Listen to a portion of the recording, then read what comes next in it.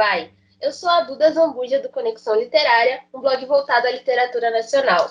A Cevai é um evento literário anual, colaborativo e interativo e totalmente gratuito, onde o autor independente, durante um ano, recebe o apoio e participa de várias atividades que visam ajudar a divulgação do seu trabalho. Também os bookstagrams, que nos auxiliam com divulgações, colaborando com toda a programação, mas também recebe a divulgação do seu trabalho e participa de diversas atividades junto com os autores. A Cevai tem um evento principal no ano, uma semana de interação com muitas lives e podcasts, livros físicos com desconto e e-books grátis na Amazon. A Cevai é para todos os autores, leitores, todos os envolvidos na produção do livro e para todos os amantes da boa literatura. Para acompanhar toda a programação, se inscreva no site www.cevai.com.br e siga no Instagram e Facebook, @CevaiOficial. Se inscreva também no nosso YouTube, Cevai Oficial. Lembrando que esse ano a Cevai acontece dos dias 1 ao 10 de outubro. Hoje estamos aqui para falar sobre romantização de relacionamentos abusivos, com as autoras Natália Artemis, Danda Alencar e NTF Maia. Oi meninas, bem-vindas e podem se apresentar e contar para nós um pouquinho sobre quem são vocês e os livros que vocês escrevem. Danda.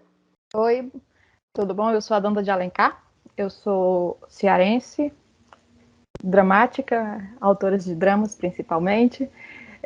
Eu gosto de escrever sobre romances. Eu tenho um romance que aborda relacionamentos abusivos e eu achei o tema incrível e vou estar aqui com vocês batendo esse bate-papo maravilhoso. Natália Artemis. Oi, gente, eu sou a Natália Artemis, sou autora de romances contemporâneos, sou baiana, soteropolitana, apaixonada pela minha cidade, escrevo há mais ou menos 2 anos. Não tenho romances com assuntos, com relacionamentos abusivos no geral, mas em alguns momentos trato do assunto, especialmente no meu livro mais novo, que é o Rainha Consorte.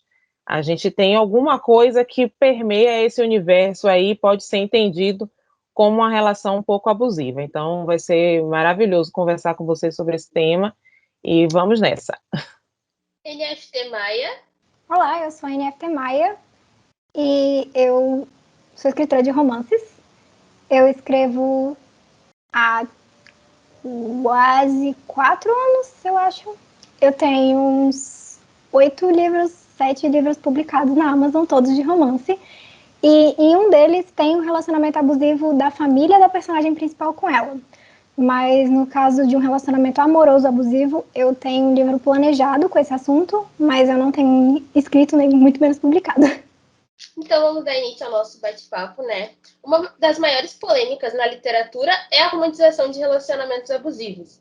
Esses não são necessariamente com relação à vida de um casal, mas um relacionamento abusivo pode acontecer entre pais e filhos, entre o chefe e o colaborador e tantas outras formas de relacionamento.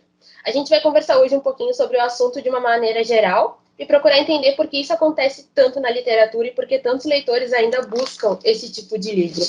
A nossa primeira pergunta é: vale tudo em nome do amor? Danda? Não vale tudo em nome do amor. Até porque o amor, ele não é abusivo. O amor, ele é compassivo, ele é generoso, mas jamais abusivo. Então, quando você aborda o amor com esse controle que geralmente a outra pessoa, o abusador, tem em cima da sua vítima, e você acaba não direcionando a história para explicar que aquilo é errado, caramba, como assim? Não é isso não vale tudo não. Natália? Não vale e nunca valeu. Aquela coisa de quem dizem que o amor tem que sofrer para ele ser amor, não é muito verdade, não. Principalmente porque, a partir do momento que você está sofrendo, está te causando alguma espécie de trauma, de drama, então já não é mais amor. Tem alguma coisa aí que você precisa investigar, se de repente não é uma dependência. Então, para mim, o amor ele tem que jogar limpo, tanto na aparência dele quanto na decorrência. Se ele começa a impor coisas que me ferem, me fazem sofrer, traz algum tipo de dor para mim, seja psicológica ou física, já não me interessa, já não é amor. Então, vale não. Tem que ver aí o que estão dizendo que vale, porque está complicado. Em muitos romances, os mocinhos são considerados perfeitos. Mesmo quando traem, são perdoados, exigem lealdade, maltratam, exigem sexo em qualquer hora e lugar. Eles podem tudo. E já as mocinhas, por outro lado, são submissas, aceitam tudo e perdoam sempre. Quanto vocês acham que isso influencia os relacionamentos na vida real? NFT? Eu acho que existe uma linha muito tênue entre o que a gente busca só como imaginação, como a satisfação de uma coisa que a gente sabe que não é real, que a gente sabe que não é certa na vida real, e a transformação dessa satisfação, desse fetiche, em uma coisa tóxica. Então, os livros que abordam muito isso, que trazem os relacionamentos abusivos de forma muito, nossa, olha aqui, isso aqui é lindo, isso aqui é amor, eles podem ser prejudiciais. Mas, ao mesmo tempo, tem esse lado do fetiche. Tem gente que entende que isso é só um fetiche.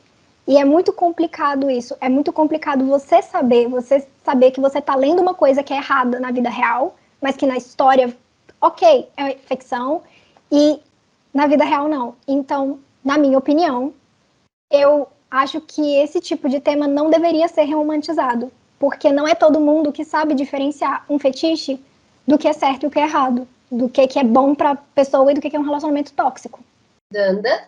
Então, aqui a gente vai entrar no primeiro tema polêmico mesmo. Eu já estive em vários debates sobre isso, onde constantemente eu escutei colegas da profissão usar a máxima que é ficção.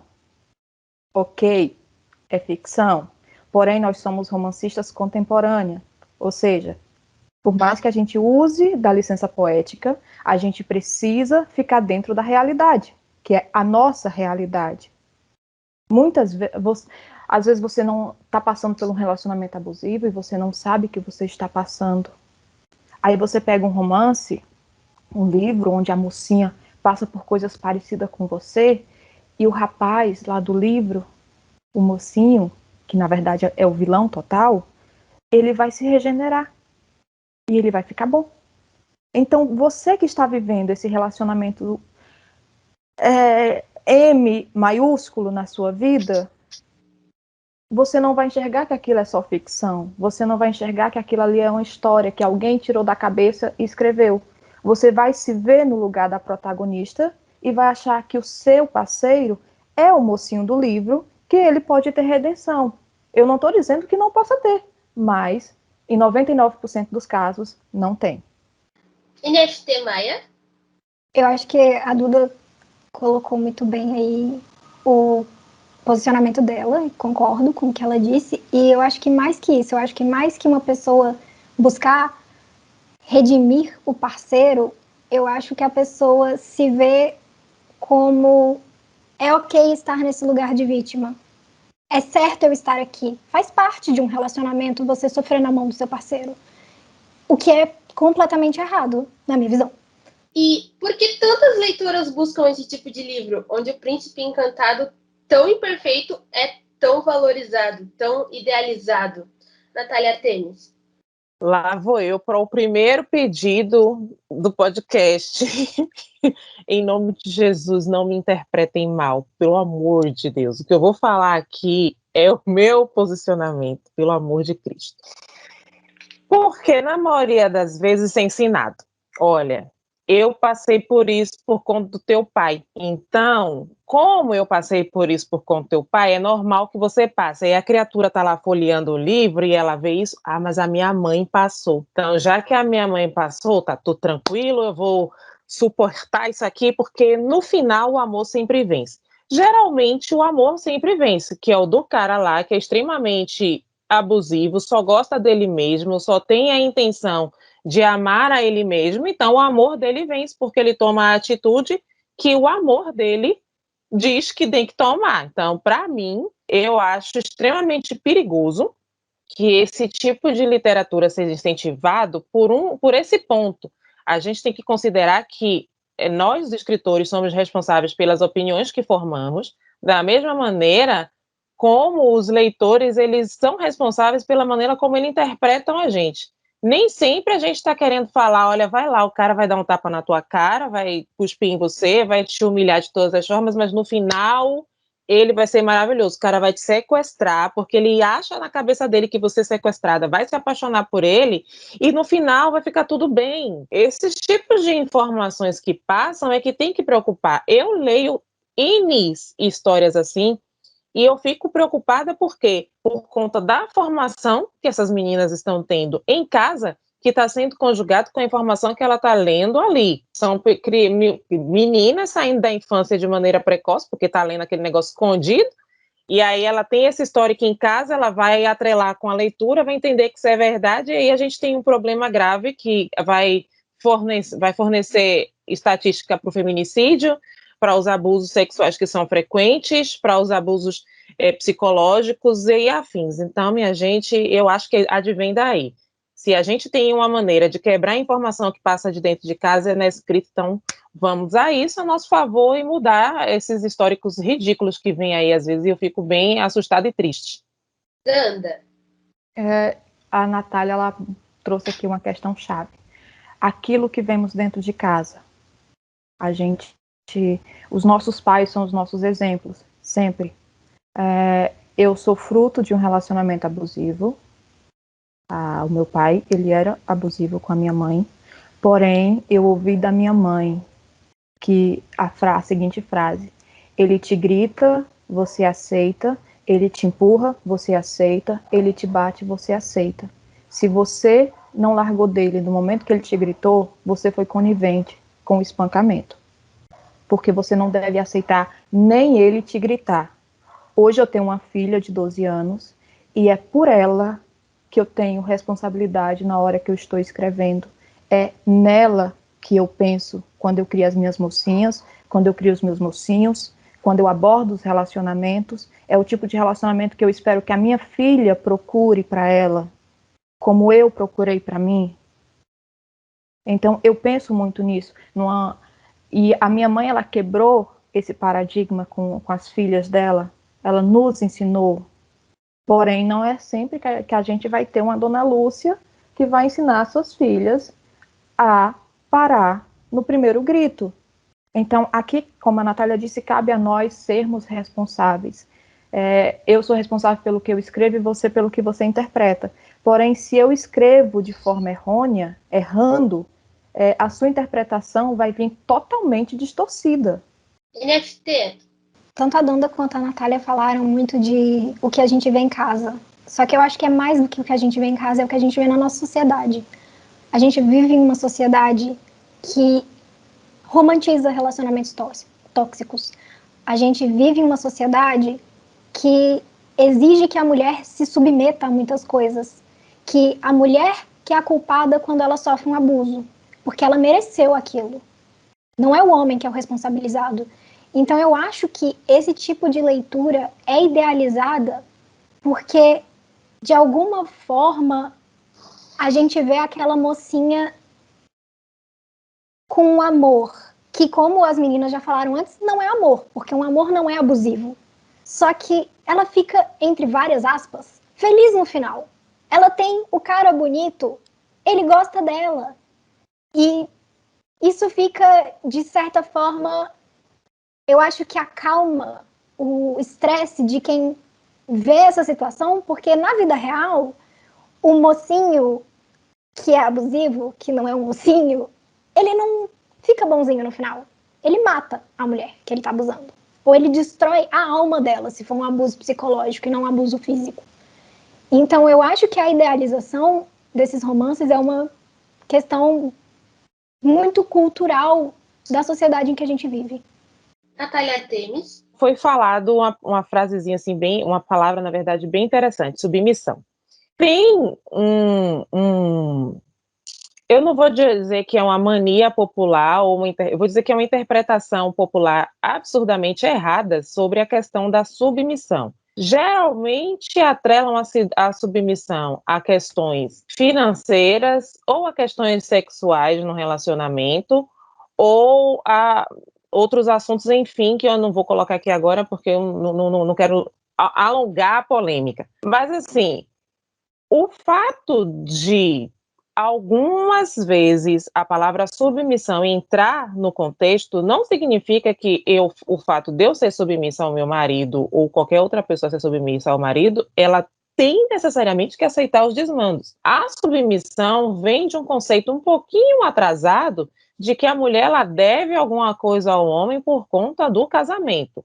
Coisas que a gente já desmitificou. A gente não deve nada para ninguém, até porque eu casei porque eu aceitei. Eu não me submeti, eu não me coloquei na situação de abaixo dele, nós somos parceiros. A minha submissão para ele vai ser no quesito em relação ao nosso casamento. Eu estou casada com ele e eu fiz um acordo com ele de que ele seria o meu marido. Então, nesse acordo, eu preciso respeitar as regras que nós dois instituímos neste quesito. Mas não me coloca como pé dele, como eu já vi algumas vezes. Eu sou de formação religiosa, e algumas vezes na religião dizia que a mulher, que o homem é a cabeça da casa. Meu amor, se ele é a cabeça da casa, eu sou o quê? Então, esse conceito de submissão é um conceito construído de maneira muito errada.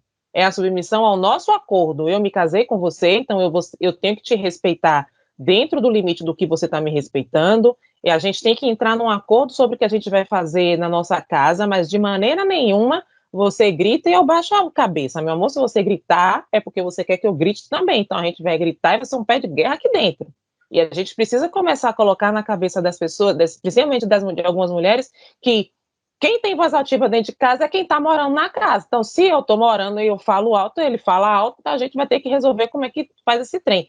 Não a gente baixar a cabeça porque o cara falou, porque é daí que começa o problema da criatura lá apanhar, porque o cara grita, baixa a cabeça, ele entende, delícia, então, ótimo. E se vocês pararem para prestar atenção, tem muito disso nos livros. Eu sou aqui a veemente e dolorosa crítica a esse tipo de coisa. Eu não gosto desse tipo de romance e eu meto pau mesmo. Quem não gostar, paciência, eu esculambo.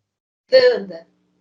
A Natália trouxe uma questão interessante, né? Porque realmente quando você vai casar, tem aquela leiturazinha que fala esposas, submetam-se a seus maridos, Só que, ao mesmo tempo, eu acho que a tradução foi equivocada e talvez a interpretação de submeter-se seja errônea, porque ao mesmo tempo, aquele mesmo texto fala: homens, amem suas esposas como Cristo amou a igreja e amem a si mesmo, como se fosse a si mesmo, porque ninguém faz mal a si próprio.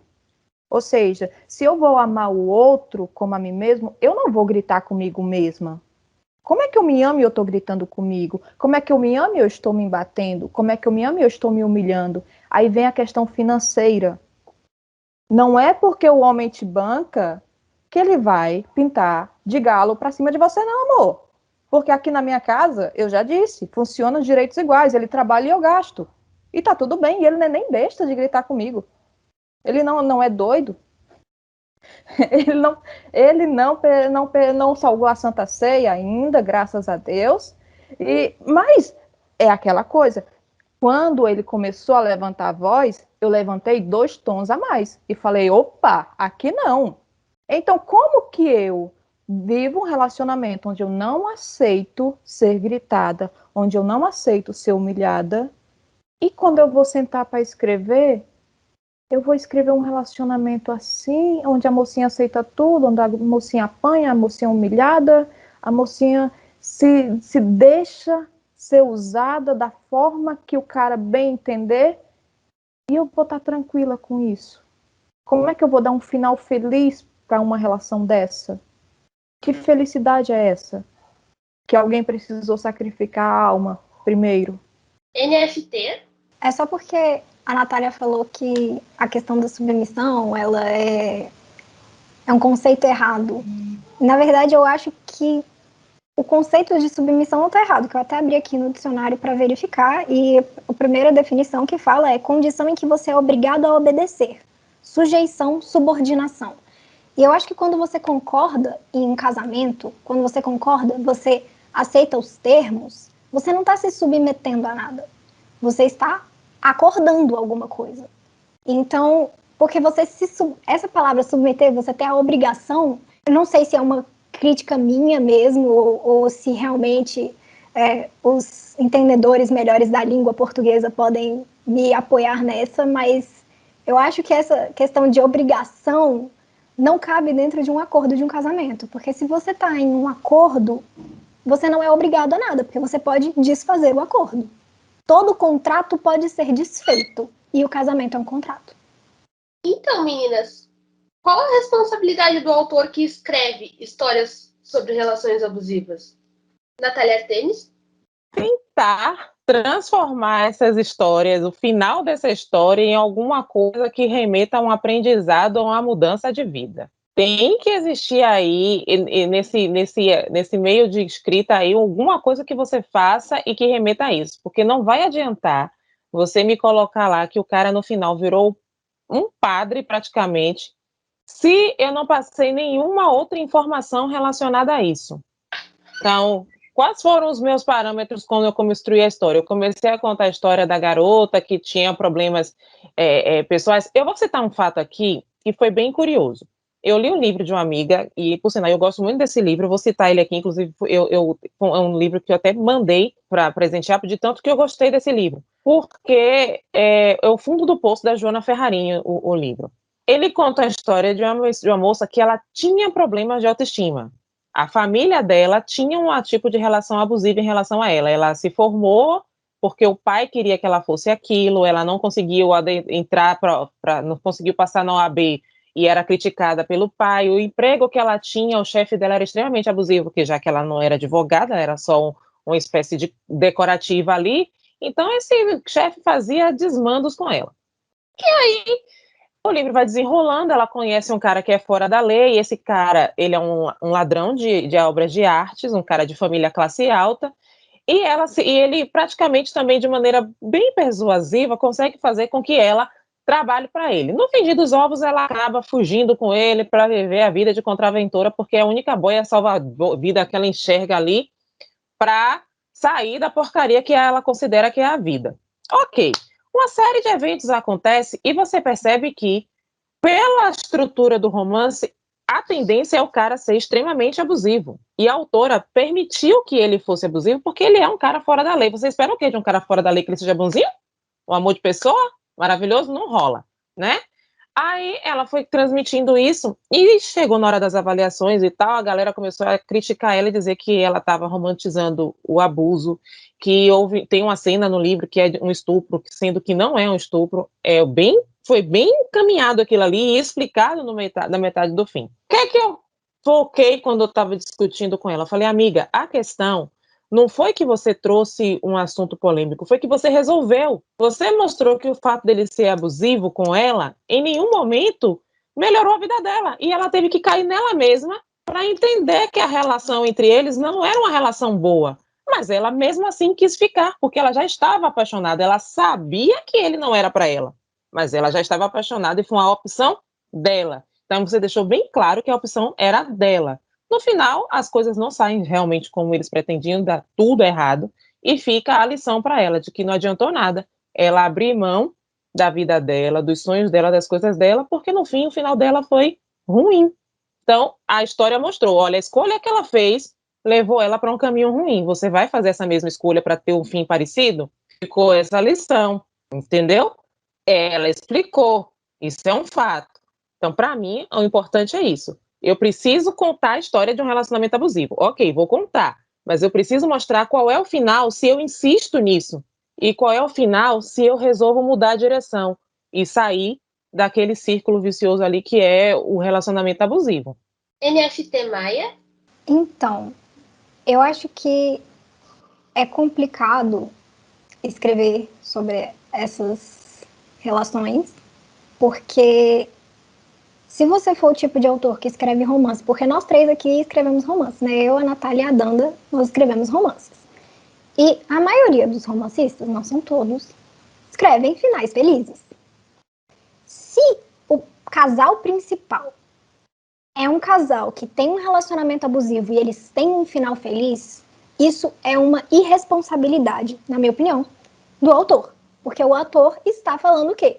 Isso aqui é legal, isso aqui é o certo, você tem que almejar isso daqui na sua vida, isso aqui é amor de verdade. Agora, se, como no livro que a Natália falou, pelo que ela disse, eu nunca li, não tem um final feliz. Então ela tá vendo ali que o negócio não é legal, não deu certo, não deu bom.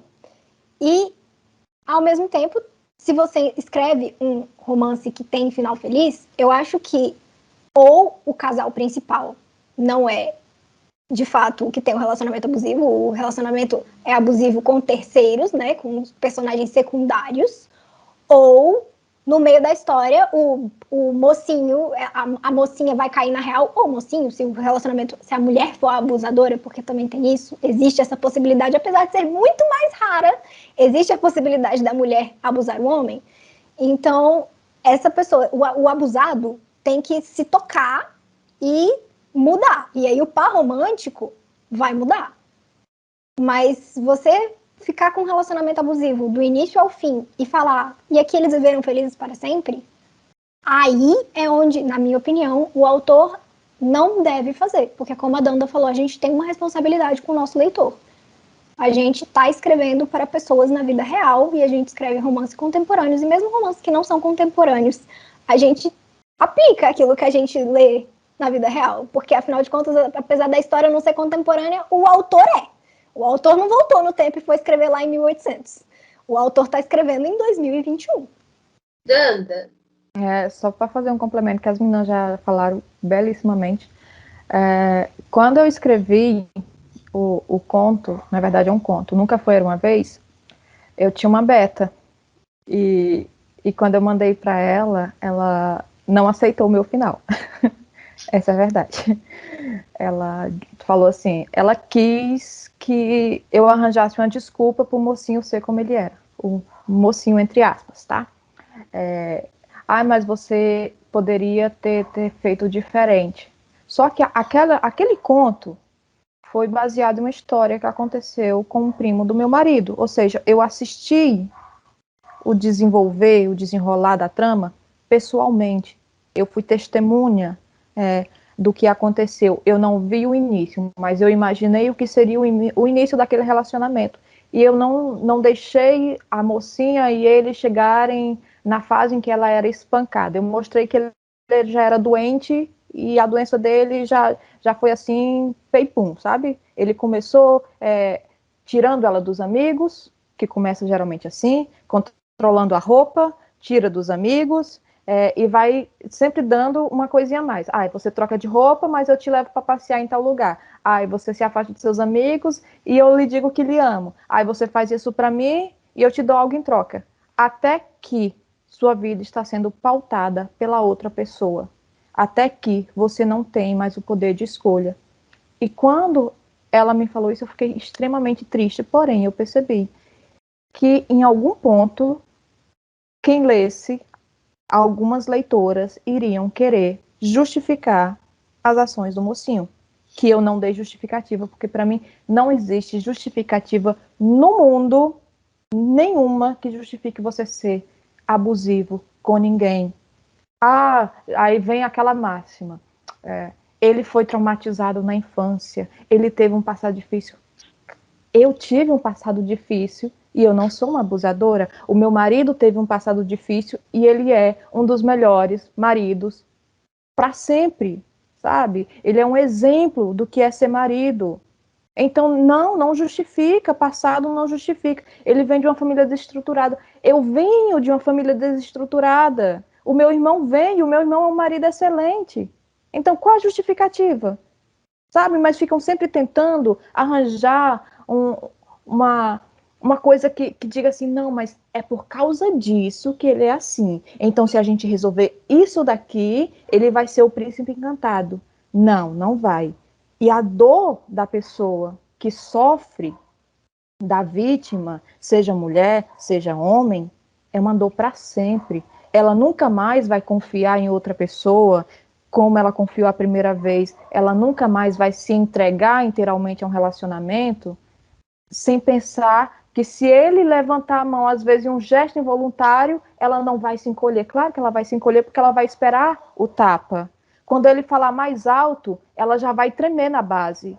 Então, essa responsabilidade que a gente tem que ter sempre. Gente, o que é difícil. A gente não está falando aqui que não é para escrever relacionamentos abusivos. Sim, deve-se escrever. Claro que deve se escrever, porém deve se escrever com responsabilidade, mostrando o que é real, o que acontece. Como a Natália falou desse livro que ela leu, a autora trouxe a realidade. Talvez isso tenha chocado os leitores, porque a autora trouxe a realidade. Porque não existe isso de você entrar num relacionamento abusivo e o cara vai lhe tratar bem, não. O cara é bandido, ele não vai lhe tratar bem, amor. Ele não vai mudar. Não existe esse amor salvador. Não existe. Existe o amor próprio. Só esse salva. NFT Maia? Eu vou abordar o que a Danda falou. Que a Danda falou, eu anotei aqui, que o passado não justifica o cara ser abusivo. E é muito complicado porque, assim, dá para entender. Uma pessoa traumatizada tende a reproduzir traumas. E é por isso que existe terapia. É por isso que existem profissionais da saúde mental. Então, é compreensível? Mas não é justificável. Se você está vendo que você está abusando outra pessoa, ou se outra pessoa está te abusando, porque muitas vezes as pessoas não percebem. Se alguém olha para você e fala, abre seu olho que o que você está fazendo é abusivo, a primeira coisa que você tem que fazer é procurar ajuda médica, profissional. Porque eu não lembro onde eu ouvi isso, mas eu já ouvi que se você quebrar uma perna, você vai no médico consertar o osso. Se você tem traumas psicológicos, por que você não vai no psiquiatra? Não no psiquiatra, mas no psicólogo, entendeu? Porque a gente deixa muito de lado a saúde mental. E eu acho que isso abre brechas pra gente ficar nessa, mas ele teve um passado ruim. Mas existe terapia. E sim, terapia não costuma ser barato, mas existe terapia pela rede pública no nosso país. E mesmo em países que não existem diversos terapeutas que fazem um trabalho voluntário, etc. Então, assim, quem quer, vá atrás. Minha mãe costumava falar, quem procura, acha. Isso vale para ajuda psicológica. E até porque tem aquela frase famosa, né? Que mulher também não é terapia para o homem chegar e virar, né? Eu não sei se vocês viram, mas me surgiu uma curiosidade aqui agora. Esse tempo viralizou no Instagram, principalmente no BookTok, né? No Bookstagram, uma nota de autora, em que a autora falava basicamente assim: a minha história tem um bad boy, mas se você, na sua vida real, está tendo um relacionamento com um bad boy ou conheceu um bad boy, fuja. Eles só são legais no mundo literário. Eu queria saber a opinião de vocês com relação a isso. Pode falar, NFT. Eu achei interessante, eu achei engraçado. Porém, contudo, entretanto, todavia, se esse bad boy desse livro dessa pessoa fosse abusivo e ainda assim ela escreveu com um final feliz, não gosto. Porque eu já li um livro que o cara tinha aquela pose de bad boy. Ele era tatuado, andava de moto, aquele negócio, né? O estereótipo do bad boy. Mas ele não era abusivo. Porque uma coisa é você julgar o livro pela capa. Ele tem cara de bad boy. E outra coisa é a pessoa ser um bad boy. Porque bad boy, se você traduzir do inglês, a tradução literal é garoto mau. E se ele é mau, ele não pode ser bom. Danda. Vamos lá. Ela achou a autora achou uma justificativa para um relacionamento abusivo. Não sei se é o caso dela. Ela quis achar uma justificativa para ela escrever isso. Poxa, de que adianta eu colocar um aviso que bad boys só são legais nos livros? É como a Natália Fidelis falou. Bad boy já diz na tradução, é um cara mau. Então, um cara mau não vai ser legal em lugar nenhum. Mas ele tem um estilo, né, jaqueta de couro, tatuagem. Eu acho que, na verdade, você rotular uma pessoa assim como bad boy, você está sendo errada. Entendeu? Porque não é o estilo da pessoa, não é as tatuagens da pessoa, não é, a música que a pessoa gosta de escutar, a cor do cabelo dele que vai fazer ele um bad boy. São as atitudes dele. E se ele não tem atitudes ruins, ele não é bad boy. Então, se, no caso, ele tem atitudes ruins, ele não é bom nem na vida real, nem na literatura. Natália? Lá vou eu. De novo, gente, opinião minha, em nome de Jesus. Na questão da autora, eu acho que ela foi infinitamente infeliz. Ela vai me desculpar, mas acho que ela foi infeliz. Porque da mesma forma que eu digo para ela, olha, o bad boy no livro ele é bacana, mas na vida real ele não é. Então, um cara que usa drogas no filme, na vida é legal, na vida não é? Um cara que é alcoólatra no filme, na vida real ele não é legal? É isso que eu preciso entender? Eu estou criando uma espécie de monstro quando eu afirmo isso. Eu chego no meu livro e coloco lá. Eu tenho um livro que a mãe, ela é uma mãe extremamente abusiva. Então, a mãe na ficção ser abusiva, bacana, mas se você tem uma mãe abusiva em casa, cuidado. É um problema isso. Porque eu sou responsável pelo que eu digo e talvez seja responsável pelo que a outra pessoa escutou. Eu escutei como, gente, eu vou ler no livro aqui, mas se eu cruzar com um aqui que seja parecida a história aqui com o do livro, eu vou ficar, porque no livro deu certo, pode ser que do lado de cadeia também. Então, a gente tem um problema. O ponto 2 que eu vou pontuar, Natália Fidelis, é a questão do terapia e da pessoa ter noção.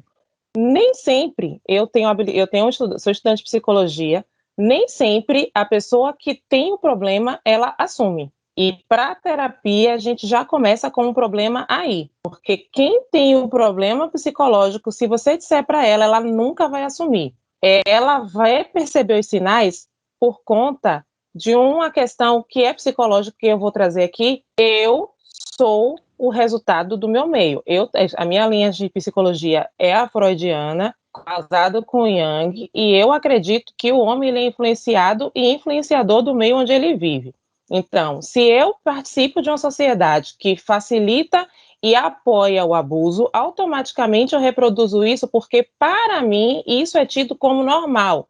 O ser humano ele vem à Terra, ele vem zerado, não sabe de nada, mas ele recebe influências do meio onde ele vive. Então, se eu venho de uma família pacífica e tranquila, a minha relação e a minha interação com a sociedade, que talvez seja turbulenta, vai me causar um trauma, porque não é o meu meio. Se eu venho de uma família que é extremamente problemática e o tempo inteiro tem brigas e situações complicadas, e eu interajo numa família tranquila, também me causa trauma, porque não é o meu meio. Então, nós somos resultados daquilo que a gente no meio onde a gente convive. Tem como eu pontuar para uma pessoa que ela é abusiva? Tem. Mas até eu chegar nessa pontuação e até chegar no fato dela aceitar, eu já corri vários riscos. O que eu recomendaria nesse caso, enquanto estudante, e na questão e como escritora, o que eu diria? Primeiro sinal, meu amor, doeu em você. O cara te gritou, fez mal para você. Vaze. Não fique para ser o apoio dele. Se mande. Que ele vá procurar lá, igual a Maria Chiquinha, vai procurar a sua coceira bem longe do meu colchão. Não dá, porque ele não vai entender, ela vai morrer e dizer, cara, você me machucou. Mas a reação do subconsciente dele está operando ali. Para ele é natural. É só um ponto, opinião minha, pelo amor de Deus, eu não estou dizendo que isso é certo ou errado, porque, ai, Jesus, eu já fico preocupado quando eu falo minhas coisas, porque...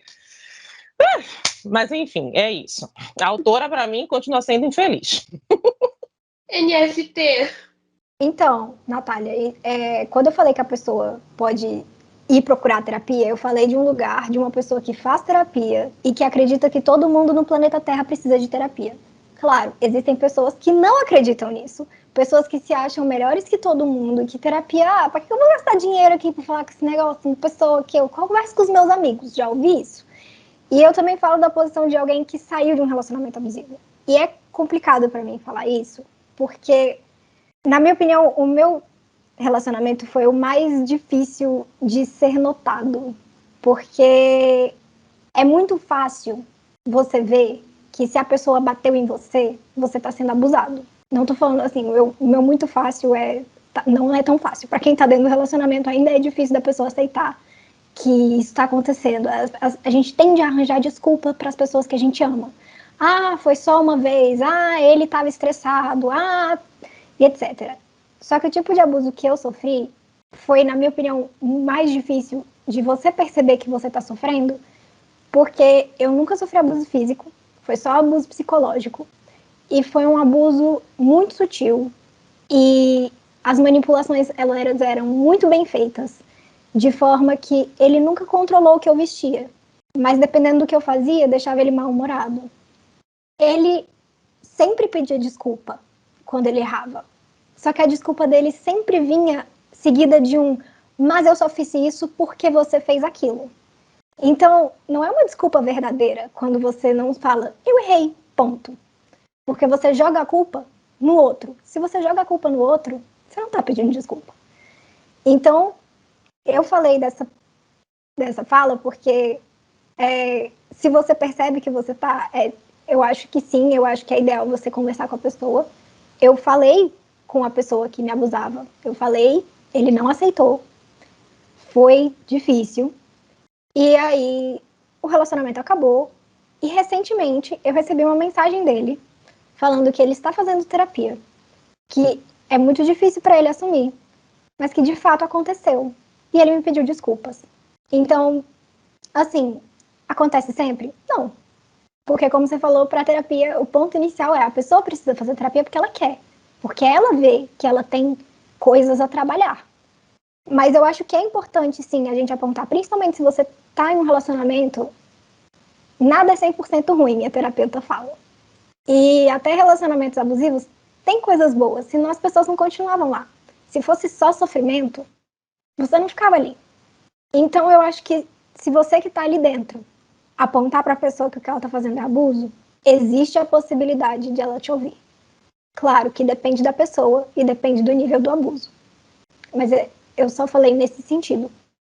Danda? Entendo a Natália Fidelis, porque eu era adolescente, eu casei muito cedo, graças a Deus. Eu tomei rumo na vida, foi cedo, né? Aleluia. Mas eu tive o início de um relacionamento abusivo. E é como a Natália ela falou, são coisas muito sutis. Quando a minha mãe me falou lá na infância sobre o grito, sobre o tapa, sobre o empurrão, eu estava preparada para isso. O grito, o empurrão, o tapa.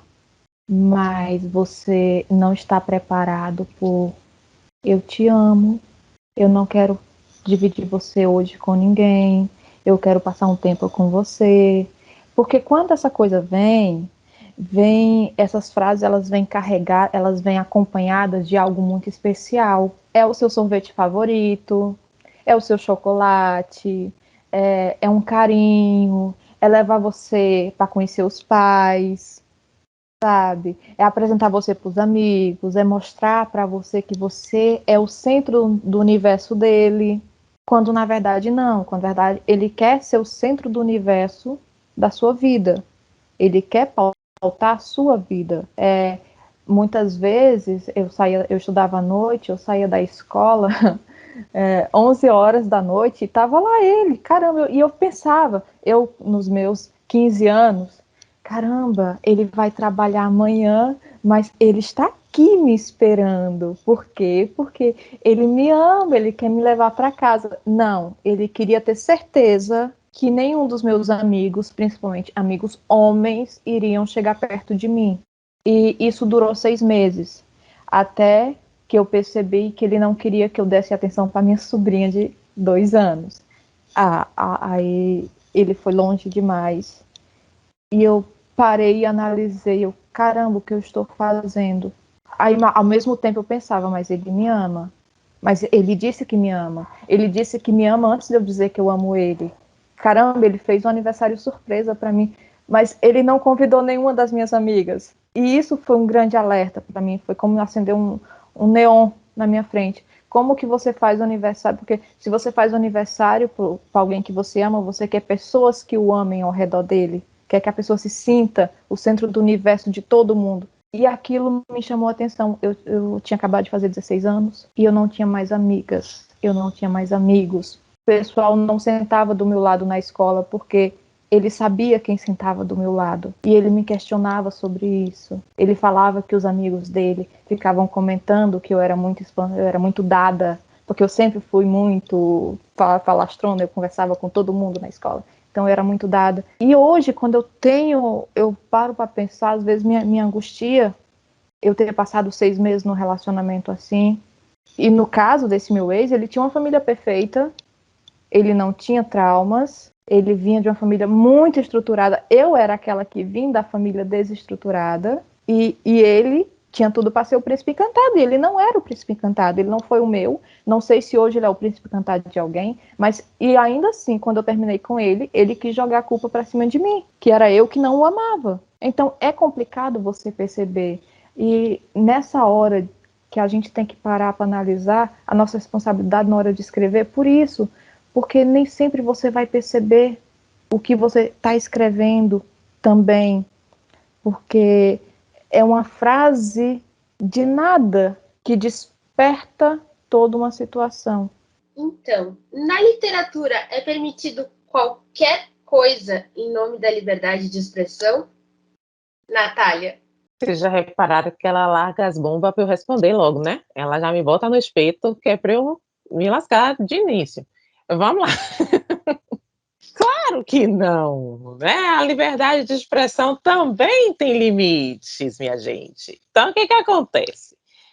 Eu sou responsável pelo que eu estou escrevendo, pelo que eu vou interpretar na mente dos outros, então eu preciso saber que existe uma linha tênue ali entre o aceitável e o não aceitável. No podcast anterior que eu participei, eu falei mais ou menos sobre isso, sobre a questão dos assuntos que a gente leva e que a gente ambienta nas nossas histórias. Por exemplo, eu tenho uma história, ela é semi-autobiográfica, tá? O Através dos Seus Olhos, que é o meu livro, ele é quase que uma autobiografia. A personagem, no final, foi inspirada em mim, porque eu comecei a contar histórias ali que foram reais. E o que acontece? Eu vim... Não vou dizer que foi um relacionamento abusivo, porque eu sempre fui muito espoleta. E aí o cara, ele era assim, foi uma espécie de... Ele não veio como príncipe encantado, ele veio como bebê. Ele queria que eu fosse a mãe dele. Então, assim, ele começou a me cercear de algumas coisas. Eu tenho um relacionamento muito expansivo com as minhas amigas. A gente se encontra na rua, uma esculhamba a outra, uma fala mal da outra, e ele começou a querer cercear isso em mim. Como eu sou muito dona de mim, eu não gosto que ninguém mande em mim, se mandar em mim, imagine que eu sou casada com um capricorniano. Aqui em casa é praticamente a faixa de Gaza. Mas eu sempre tive essa tendência a, quando o negócio apertava para mim e que tirava o meu direito de ser como eu sou, eu já começava a baixar uma Vera Verão ali, eu já começava a colocar ele no lugar. Só que ele me ganhou numa questão. Ele sempre me trazia para o lugar onde eu era importante para ele. E assim, se você fala esse tipo de coisa, como é que eu vou apresentar você para minha mãe? Quer dizer, para a mãe não, para o pai. Você é a coisa mais importante que eu tenho. Ele me chamava de neném, o safado era artista. E quando aí aconteceu uma situação, eu engravidei, e na gravidez, e ele tinha uns momentos bipolares, né? Ele era, assim, muito amoroso, no outro dia ele estava arrasado, querendo se matar, nada dava certo na vida dele, um drama sem fim. E isso começou a me incomodar, porque eu dizia assim, gente, eu tô num relacionamento para ser feliz. Esse cara tem dia que tá rindo à toa, tá comigo no cinema, no outro dia ele já tá virado no paju, não tô entendendo, comecei a ficar de olho aberto, porque tava me incomodando, não porque eu tivesse percebido que ele tava agindo de maneira abusiva, mas para mim tinha alguma coisa errada, e eu nem sonhava estudar psicologia. Quando eu engravidei, ele entrou numa depressão horrorosa, porque ele não queria ser pai, não era o que ele estava esperando. Eu digo, minha gente, mas ele sabia que o caminho que a gente ia dar nisso em algum momento. Engravidei, pronto. Quando a gravidez começou a se processar, ele se transformou num ser monstruoso. Ele saía, me deixava em casa, eu passando mal. Já cheguei a ligar para ele. Tinha uma pessoa que era da vida dele, que ele jurava que era sua amiga, mas essa criatura, ela descobriu que eu tinha ciúme dela. Ela fazia o diabo e ele defendia porque fulano é minha amiga. E aquilo já dando nos meus nervos. Pra zerar, foram tantas as pirraças que eu perdi o bebê. E aí, o que foi que aconteceu quando eu perdi o bebê? Ele entrou em depressão de novo. porque perdeu o bebê. Eu digo, essa desgraça quer me deixar maluca. Ele quer me enlouquecer. Rodou, mexeu, a gente terminou, e depois de um tempo, ele começou a gente ficou se pegando, né? Aquele relacionamento. Não estamos juntos, mas a gente está se pegando. E ele sempre fomentava meu ciúme nisso aí. E aí ele apareceu com a namoradinha. E aí ele ficava comigo e com a namoradinha. E aí, depois de um tempo, quando eu comecei a me ligar, ele aí me tentou e comigo terminou. E ele disse para mim assim, eu tenho um carinho muito grande por você, mas a gente não dá certo. Aí começou a querer jogar o negócio pro meu lado. Eu falei, tá bom, querido, faz o seguinte, vai lá, segue sua vida, vai, beleza. Sofri um pouco, o diabo amassou, sentou em cima, fez tudo e eu sofri. E aí foi da onde surgiu o romance que eu escrevi, o Através de Seus Olhos, porque o Henrique do Através de Seus Olhos foi a pessoa que me resgatou disso aí, porque ele veio com outra pegada, uma outra posição. A família dele era toda louca, mas ele era um cara muito gente boa. Tinha só o defeito de ser galinha, mas ele era muito bacana. Como eu não estava muito apaixonada por ele assim ainda, eu estava de boa, eu consegui ver as qualidades e os defeitos dele. Para mim não deu certo porque ele era um safado, né? Ele estava aqui muito bonitinho, daqui a pouco ele dava umas galinhadas por aí, mas a gente ficou 3 anos juntos. Mas foi um relacionamento que me resgatou, porque ele começou a trabalhar a minha autoestima. Eu saí da relação achando que eu era feia, gorda, que meu cabelo não era bom, que eu tinha o rosto torto. O cara me disse isso, é mesmo que você tem essa cara torta. E eu comecei muito mal. E ele foi resgatando isso para mim. Então, no Através dos Seus Olhos, eu falei disso. Eu falo do cara que resgata a autoestima da mocinha. Ela vem de uma relação onde o cara não quis nada com ela. Foi extremamente abusivo, seduziu, e quando eles estavam no ponto de realizar a coisa, ele falou, não, querida, a gente só vai se pegar aqui mesmo, não tem casamento não. Aí ela, se trancou pro sentimento, porque foi o que aconteceu comigo. Falei, Deus de Deus, eu vou sacanear com todos, não quero mais nenhum. E aí aparece uma pessoa. Então, olha o ponto que a gente chegou na conversa, né? Olha o ponto. Não vale tudo na escrita, não vale. Eu preciso mostrar alguma coisa que remeta à realidade, já que eu sou contemporânea, mas que traga o senso do politicamente correto, digamos assim. Eu não posso ir porque ele foi abusivo comigo, eu vou escrever um romance que botar a minha impressão, o desejo que eu tinha no relacionamento, o que acontecesse. Não, eu vou colocar a realidade. Minha filha, me lasquei, mas apareceu aqui um cara lindo, tudo bem que o Henrique do livro tem olhos azuis, é maravilhoso, o da realidade era gordo, não tinha olhos azuis, e inclusive já passou dessa para uma melhor, mas é isso aí, não vale tudo não. Nanda. Não vale tudo em lugar nenhum, nem na literatura, nem na vida.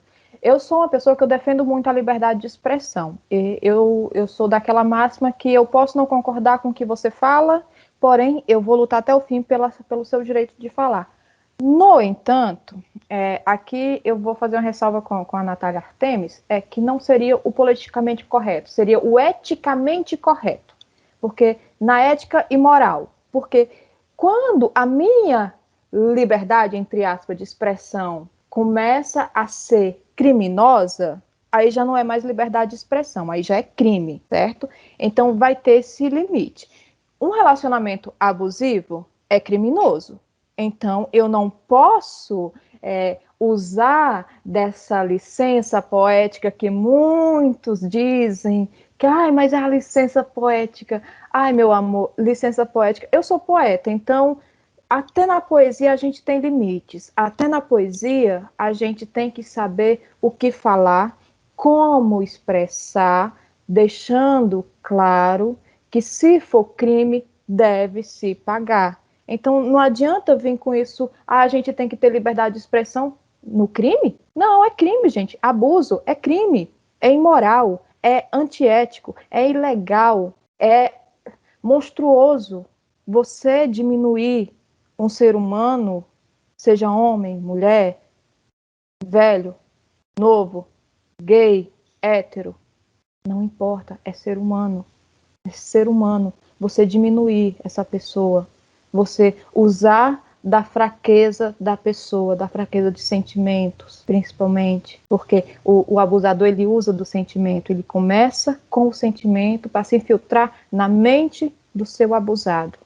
Então, você se utilizar dessa pequena fraqueza, é como se fosse assim um fio muito fininho, que qualquer coisa parte, e se partir é como você abrir uma comporta na mente da pessoa, e o abuso vai crescendo, e vai crescendo, e vai crescendo, aí depois, vamos lá, eu sou uma autora, eu começo a escrever um livro, o cara é abusador, e coisa e tal, e ele vai ali, é mal, aí a mocinha vai acordar para a vida e vai dizer, eu não quero mais ele, aí nesse momento, ele cai em si e diz, ai, eu a amo, ela é a mulher da minha vida, eu precisei passar por essa dor, para eu saber que ela era importante. Meu amor, ela foi importante desde o início. Você que era um babaca e não percebeu. Então, se não deu valor, perdeu, colega. Passa fora, sabe? É que nem aquela música da Ariana, Next. Vamos lá, próximo. E assim vai. Então, não existe isso de liberdade de expressão para você passar pano para relacionamento abusivo. Não, aqui, nem na vida, nem na literatura, na vida em lugar nenhum. A liberdade de expressão, ela é válida até quando você não está cometendo um crime. E ponto. NFT Maia. Uma frase que eu gosto muito é que a minha liberdade acaba quando ela invade a sua. Então, se eu estou relatando um relacionamento abusivo, tem uma liberdade invadindo outra ali. Eu li um pedaço de um livro, quando eu li o livro inteiro, onde tinha narração de um estupro de menor de idade. E eu entendo você querer relatar isso, tipo, é errado. Essa pessoa aqui, ela é o malvado da história. Só que, ao mesmo tempo, eu não acho que seja necessário você narrar o abuso. Porque, na minha opinião, eu me senti lendo pedofilia.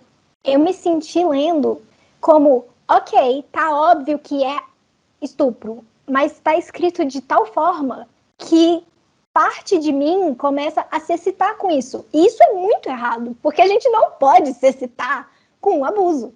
Então, eu acho que não. Eu acho que a liberdade de expressão não é assim, não, mas é só um livro. E tá, não, tá claro, isso aqui, ele era o abusador. Mas, ao mesmo tempo, fica um negócio, assim, difícil. Fica ali numa linha muito, muito tênue.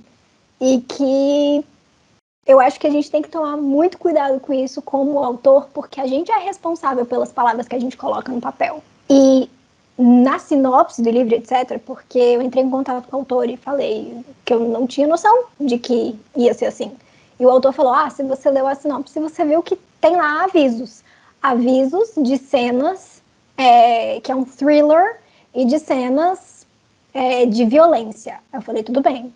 Cenas de violência não necessariamente, trazem luz assim na minha cabeça a uma violência sexual narrada. Porque uma coisa é você falar, e aí o personagem sofreu abuso. Ponto. Sabe assim? Não necessariamente com essas palavras, mas outra coisa é você narrar. E aí o abusador fez isso, e isso, e isso, e isso. Porque já passou do ponto. Na minha opinião. Natália Temes. Vamos lá. Vou provocar, tocar fogo no parquinho. Eu li e assisti 361 de Enai. Li e assisti 50 Tons de Cinza, toda a série. E, embora eu tenha analisado algumas coisas ali que poderiam ter sido melhores exploradas e até feito uma compreensão melhor do livro, eu entendi a coisa do jeito assim. Ele é bonitinho, rico, leva para passear de helicóptero. Diz que eu fui a única que entrei ali no helicóptero. Ele me sequestrou porque ele me viu uma única vez no momento de trauma da vida dele. E tá, beleza. Eu vou ficar aqui, mas daqui a pouco ele vai estar maravilhosamente bem. Minha gente, quando eu vi os dois filmes, eu comecei a pensar na mensagem que aquilo estava passando. No filme, nem tanto, porque o Christian do filme ele foi muito mais leve do que o Christian do livro. O Christian do livro, ele era, além dele ser perturbado psicologicamente, que eu achei que a autora poderia explorar isso, como a Silvia fez com o Gideon, explorou a parte psicológica lenhada do Gideon. a bonita lá não fez, e aí transformou o Christian num príncipe encantado. Gente, aonde um cara que instala um rastreador no celular de uma pessoa sem autorização dela, ele é um príncipe. Até o terceiro filme tem um rastreador no celular dela. Não é por segurança, é por controle. Ele deixa bem claro que ele é controlador. No 361 de Anai, o que acontece? O cara sequestra a moça, leva a moça para dentro de casa. A primeira coisa que ele faz com a moça é pôr a mão nos seios dela, sem autorização dela. Aquilo é expressão de amor? Para mim, não é. Ele mata uma pessoa, tá bom, ela estava passando, ela sabia que ele era um coisa, mas aquilo ali foi uma maneira de contar para ela, meu amor, se tu não se comporta comigo, tu morre. Então, foram eventos que foram se passando no filme que eu fui analisando, eu digo, minha gente, ela já tinha um relacionamento perturbado que o marido dela também era abusado, né? Que ele não era muito certo. Aí vem a Ana, que também já tinha um histórico lá na cabeça dela, ela se achava inferior ao planeta Terra todo mundo era melhor que ela e ela era o zero à esquerda. Aí eu fico pensando, se eu tô no lugar da Ana, né, que eu já me acho assim, feinha, a minha amiga é a mais gostosa de todas, eu já me escondo atrás da minha amiga ali, e eu encontro um Christian na minha vida atual, o cara pode fazer o que ele quiser comigo, né, me amarrar, me botar lá no tronco, fazer diabo, mas ele me levou para andar pela primeira vez no helicóptero dele. Ele ajoelhou aqui e falou que ele era sofrido, que na idade...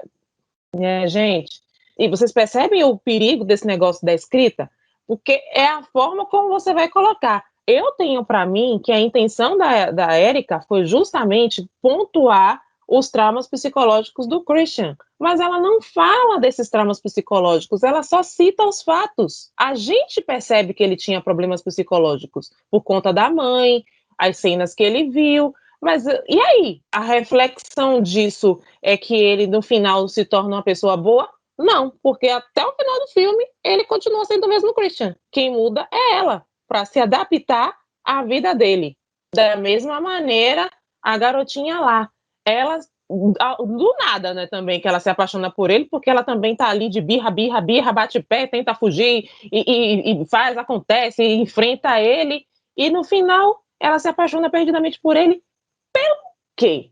O que foi que ele fez que levantou a moral dela, levou ela para andar de arte, nadou pelado? Isso para mim não conta.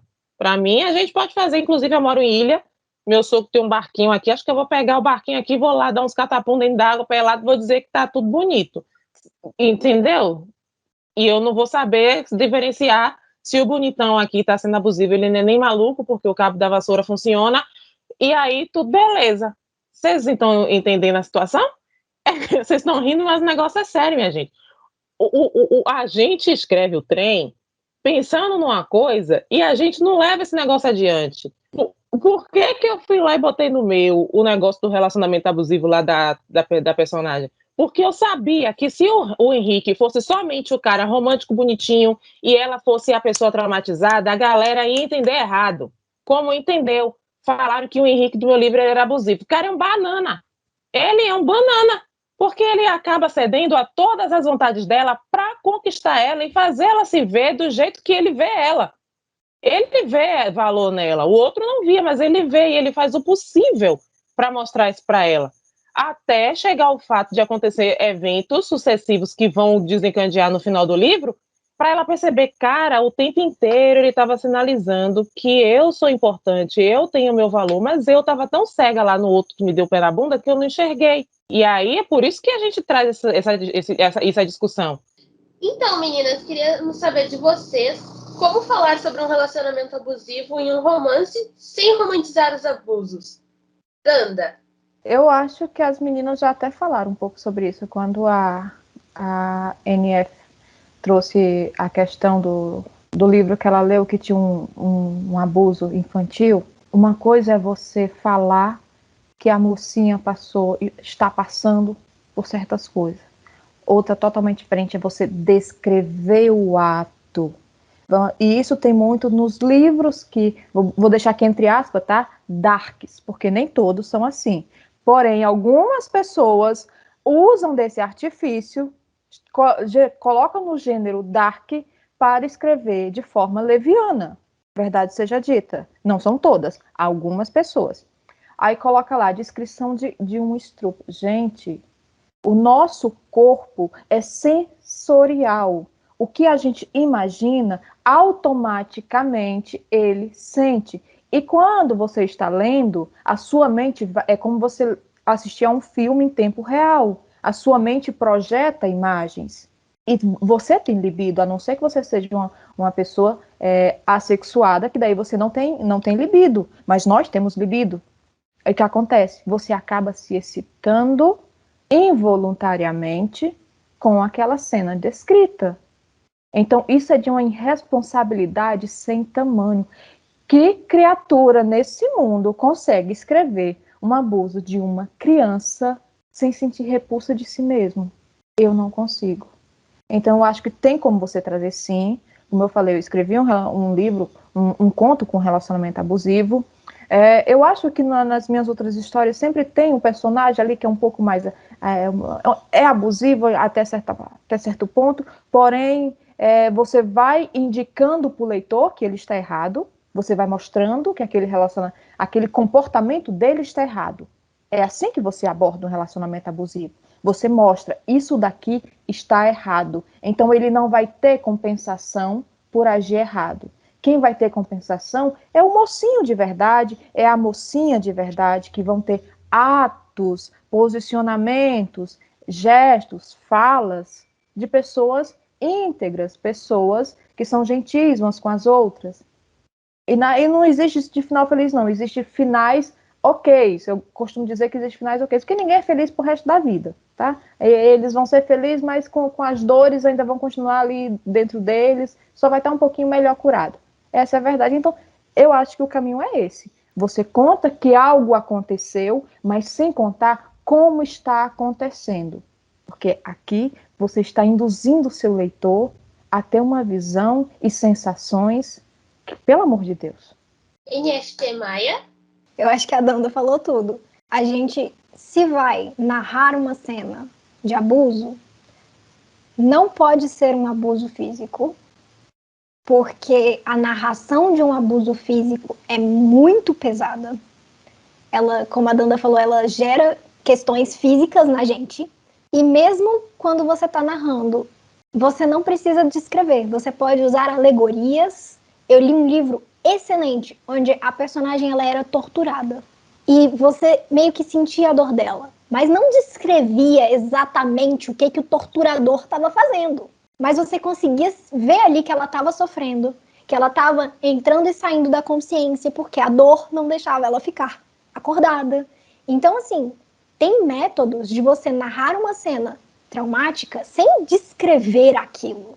Tem como você mostrar para o seu leitor o que está acontecendo sem você, como a Danda falou, mostrar esse filme na cabeça dela tão claro, tão expressivo, tão, sabe? Não desce.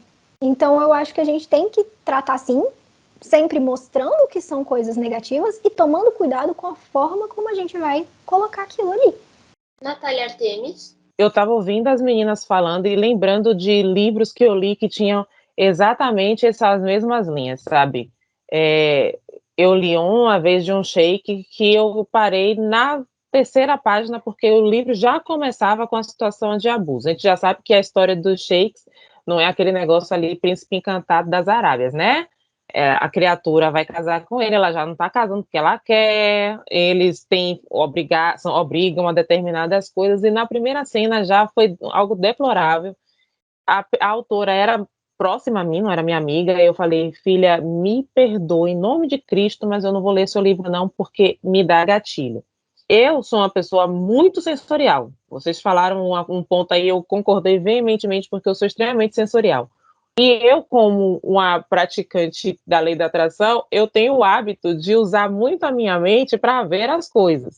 Então, quando eu estou fazendo cocriações de coisas que eu quero para a minha vida, eu uso o sentido da visão reversa. Ao invés de eu ver para o lado de fora, eu vejo de dentro. Aqui na minha mente, a história se faz e eu uso isso para escrever, eu uso isso para outras coisas. Então, vocês imaginam que eu estou lendo, eu estou visualizando aquela cena e automaticamente eu estou vivenciando ela. Porque dependendo da maneira como o livro estiver sendo escrito, Ou eu sou a participante ativa, porque o livro está sendo contado na primeira pessoa, ou eu sou o espectador ali curioso, né? Olhando a cena, o voyeur do negócio. Então, eu tenho esse cuidado. Nas minhas cenas hot, digamos assim, eu já tenho essa preocupação de não deixar transparecer, por exemplo, que a personagem não queria. Tá rolando tudo ali de maneira consensual, eu deixo bem claro. Como as minhas personagens são tudo atirada, gaiata, metida, a pegadora, o que acontece? Elas mesmo vão lá e dão em cima do bofe, né? Elas vão lá, dar um jeitinho de seduzir o bofe, trazer o bonitinho pro lado de cá, e aí tudo já fica claro que são coisas consensuais. Tudo o que a gente fala, a gente precisa embasar. Tudo que a gente fala, a gente precisa embasar. Eu estou gerando, eu estou alimentando uma geração de leitores. Essas leitoras que estão vindo aqui vão ser mães lá na frente, vão ser esposas lá na frente, vão ser chefes de família, de qualquer coisa, de empresa. E que tipo de pessoa eu estou colocando no mundo? Vamos dizer assim, que tipo de pessoa eu estou embasando? Eu preciso dar base para essas meninas. E no momento que eu digo que é normal o cara ser esculambado, então eu estou dizendo que tá valendo, a sua vida vai ser uma porcaria lá na frente, mas não se preocupa não, que como em todo romance, vai terminar bacana. Então, gente, em nome de Cristo, quando vocês forem escrever, procurem embasamento do que vocês vão falar, para a gente não ter problema lá na frente, problema de interpretação, e aí vai ter avaliação negativa lá na Amazon e quer fechar no Instagram reclamando porque que a avaliação foi ruim, é porque alguém leu seu livro e entendeu o que você escreveu e não gostou. Zanda. É uma coisa que a Natália trouxe aqui que eu achei bastante interessante, sobre as mocinhas dela e o ato sexual do casal, ela deixar bem explícito, bem claro, assim, para não precisar, desenhado literalmente, que a mocinha quis. E aqui vai entrar aquilo de você mostrar o que é certo e o que é errado. Quando eu vou escrever, eu não sou escritora hot, eu escrevo cenas mais sensuais nesses momentos. Porém, em todos os meus livros, a decisão de que aquilo vai acontecer realmente é da mocinha, desde o primeiro beijo até o ato sexual. Porque é isso que eu tenho para mim, é o que eu tenho para minha vida. Eu sou casada, vou fazer 14 anos de casada, porém, se eu não estiver afim de beijar o meu marido, eu não vou beijar. Se eu não estiver afim de ir para a cama com ele, eu não vou. E olha assim, que ele passa muito tempo fora de casa, então é bem difícil essa questão de eu não querer fazer quando ele chega, porque, na verdade, eu já estou querendo ir muito. E assim, a coisa de levar para o helicóptero, viu, Natália? Eu não fui no helicóptero, mas eu fui a primeira a entrar no caminhão, então eu tive essa emoção, entendeu? Eu tive a emoção de ser a primeira a ser colocada dentro do caminhão. Mas, gente, é tão simples você colocar a escolha da mocinha ser respeitada, ou do mocinho, sabe? Se for um romance LGBT que ia mais, que os protagonistas, que ele tem a sua escolha respeitada, é tudo uma questão de respeito, porque a partir do momento que a autora não está escrevendo e deixando claro que uma escolha foi respeitada, é porque aquele personagem tem alguma coisa errada, sabe?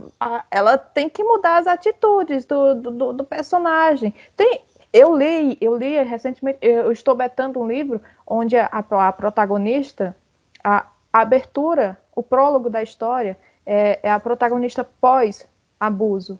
E ela fala da dor física dela, do que ela está sentindo naquele momento, do tormento dela, com medo do seu abusador voltar aonde ele a deixou. Mas e dá para você consegue captar que aconteceu um abuso, mas sem descrever o abuso. E eu achei isso maravilhoso. Então dá sim para você mostrar uma coisa errada sem precisar desenhar, sabe assim, vamos desenhar que vai poder impactar. Não, meu amor, impactar já basta o cinema aí que já impacta a gente demais com coisa que não vale a pena. Então chegamos ao fim de mais um podcast da Cevai Oficial. Hoje, como as meninas falaram aqui, a gente ficou sabendo mais claramente de que não vale tudo em nome do amor. Eu queria super agradecer a participação de vocês. Eu sou a Duda Zambuja, vocês me encontram lá no @Conexão Literária X. Meninas, agora é vez de vocês darem tchau. Danda? Ei, um menino, um cheiro bem grande para vocês e a gente se vê na Cevai e se vê aí pelas internet da vida, Instagram, Twitter, não me procurem no Twitter, pelo amor de Deus, me procurem no Facebook, venham conversar comigo, eu gosto de conversar, converso mais do que eu amo da cobra, mas é assim mesmo, viu? Um cheiro, um beijo e um queijo para vocês. NFT Maia? Muito obrigada por ter esse bate-papo aqui, gostei muito. E como a Danda falou, vejo vocês lá na Cevai. E comigo só me procura no Instagram, gente. Nem no Facebook, eu acho que eu não vou responder, não. Natália Temes? Meu povo, minha pova, vocês vão desculpando as coisas que eu falei que saiu errado aí, saiu umas coisinhas que não era para ter saído, mas tudo bem. Eu adorei, foi maravilhoso. A gente se encontra na Cevai, eu vou, com certeza vocês vão. E nas redes sociais, eu tenho um Instagram, eu tenho um Twitter, eu tenho um Facebook, toda é a autora Natália Artemis, você me acha lá, a gente proseia, eu falo também mais do que a nega do leite. E é isso aí, beijo minha gente, muito obrigado, viu? Não se esqueçam de seguir @CevaiOficial nas redes sociais e se inscreverem no site www.cevai.com.br. Esperamos vocês na Semana Cevai, do dia 1º ao dia 10 de outubro. Beijão. Tchau.